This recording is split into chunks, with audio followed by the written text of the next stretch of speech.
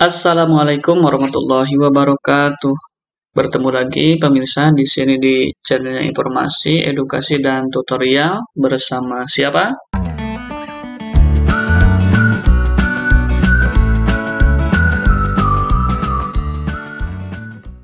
Oke, pada video kali ini saya akan berbagi informasi melanjutkan video yang pertama mengenai PDSS 2024. Kita akan langsung saja masuk ya ke akun SNPMB sekolah.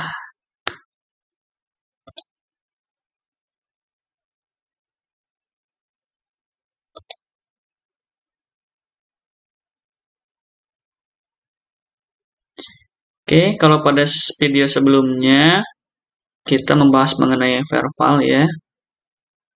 Dan verbal ini sudah selesai. Kalau ada data yang salah, silahkan lakukan perbarui data. Tetapi untuk masa sanggah, ini masa sanggah kuota itu sudah berakhir ya. Meskipun masa sanggah kuota sudah berakhir, tetapi ketika ada kesalahan data, itu masih bisa diperbaiki di Dapodik atau Verbal PD, peserta didik atau Verbal data. Masa sanggah hanyalah untuk menyanggah kuota. Kalau misalkan kuotanya berlebih atau kurang, sekarang sudah tidak bisa lagi diperbaiki. Kita cek ya.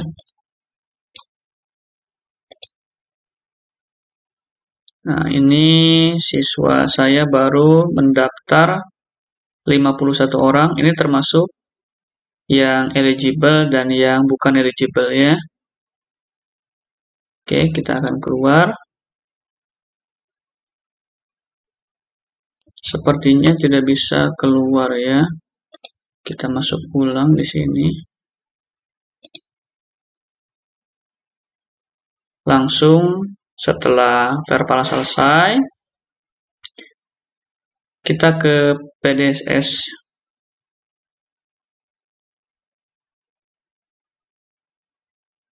Yang pertama di PDSS, tentunya kita harus mengecek mengenai profil sekolah. Apakah profil sekolahnya itu sudah sesuai atau belum. Di sini kita cek ya data sekolahnya. Kemudian kita cek jenis studi dan kuota. Nah, di sini di dalam kuota ini mengikuti kuota yang sudah tertera dari data yang ada di verbal yang sebelumnya sudah dijelaskan. Ini merupakan langkah pertama ya.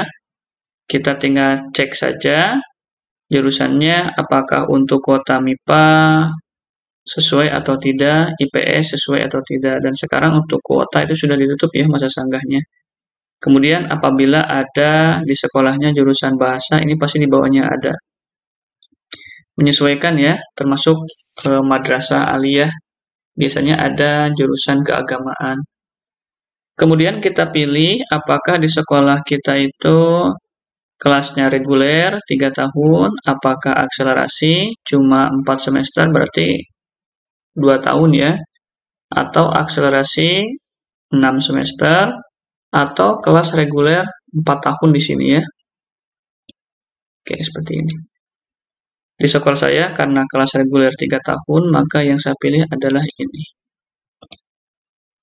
Setelah dipilih, selanjutnya kita klik ini ya, yang checklist, ada tulisan simpan. Berhasil menyimpan jurusan dan jenis studi. Kalau profil sudah dipilih, selanjutnya kita ke siswa di sini ya. Di sini ada keterangan belum finalisasi. Anda belum melakukan finalisasi data sekolah, lakukan finalisasi terlebih dahulu. Jadi sebelum kita melakukan finalisasi, kita belum bisa lanjut ke menu berikutnya ya. Saya akan lakukan finalisasi karena data sekolah dan data siswanya sudah sesuai. Oke, di sini ada keterangan finalisasi data sekolah. Kita harus rajin baca ya, jangan sampai salah. Anda akan melakukan finalisasi untuk profil sekolah dan jurusan. Profil dan jurusan sekolah Anda tidak dapat berubah lagi setelah finalisasi dan Anda bisa menginput data siswa eligible. Kita akan klik persetujuan di sini, kemudian kita lakukan finalisasi. Oke. Ini finalisasi data sekolah berhasil. Kalau masih di sini ya, kita bisa melakukan pembatalan finalisasi. Itu bisa dibatalkan. Tapi kalau sudah lanjut ke tahap berikutnya, maka yang sudah dilewati tidak bisa dilakukan finalisasi. Selanjutnya kita ke siswa di sini ya.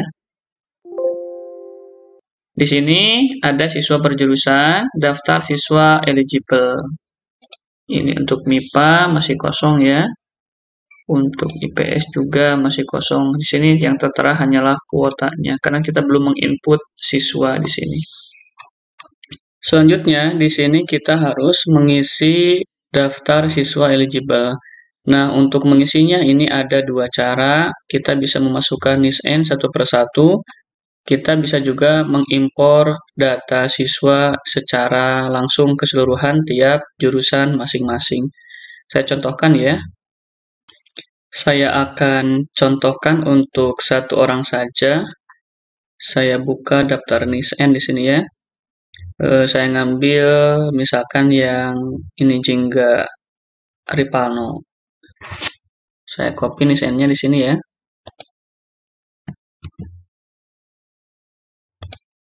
Kemudian kita masukkan ke NISN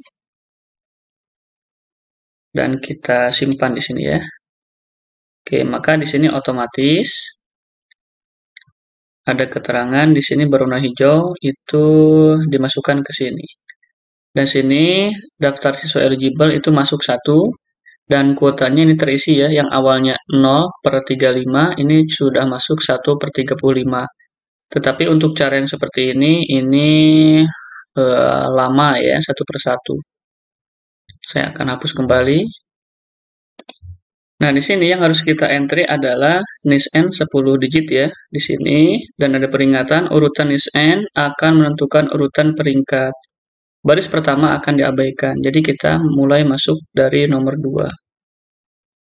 Dalam menginput NISN, ini kita harus hati-hati ya, karena di sini NISN itu kan berupa angka yang di depannya berupa angka 0. Misal, kalau kita masukkan misalkan ya, 0050 misalkan, maka di sini akan terbaca 50 ketika di sini yang kita masukkan formatnya itu general. Coba kita ubah di sini ya menjadi teks, maka ini posisinya akan di depan. Kita masukkan 050, jadi akan masuk ya. Nah, di sini dalam bentuk teks formatnya. Kalau kita ubah ke dalam bentuk number, maka si 0-nya akan hilang. Bisa juga kita mengakali, diberi strip tanda kutip di atas 1 ya, 050. Oke, ini masuk juga. Nah, artinya ini akan terbaca menjadi teks seperti itu. Nah, di sini sudah ada daftar siswanya beserta NISN-nya. Di sekolah saya di sini semuanya dalam bentuk teks. Kita akan copy paste.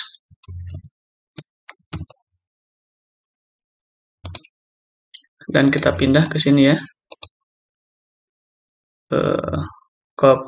Paste spesial, paste values ini ya. Ini sudah masuk. Kurang lebih 35 siswa. Kita akan save.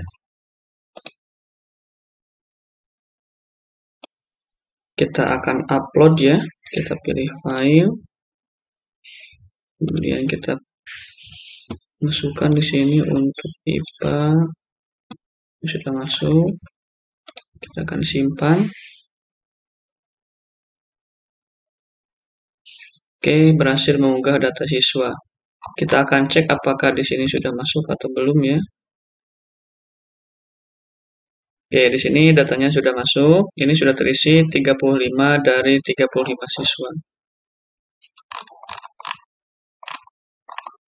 Kita simpan peringkat ya. Oke, di sini sudah berhasil menyimpan.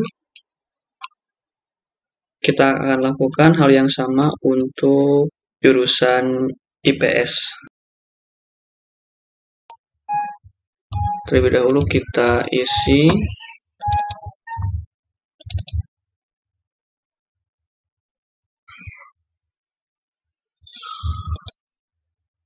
sama halnya dengan jurusan IPA ya, cara mengisinya. Saya kopikan.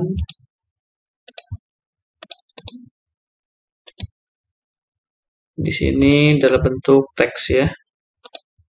Jadi kita bisa tambahin di sininya kutip 1 ataupun kita ubah ke dalam teks. Di sini adanya di format ya. Format sel di sini teks.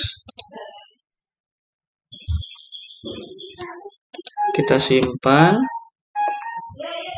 Kemudian kita lakukan impor.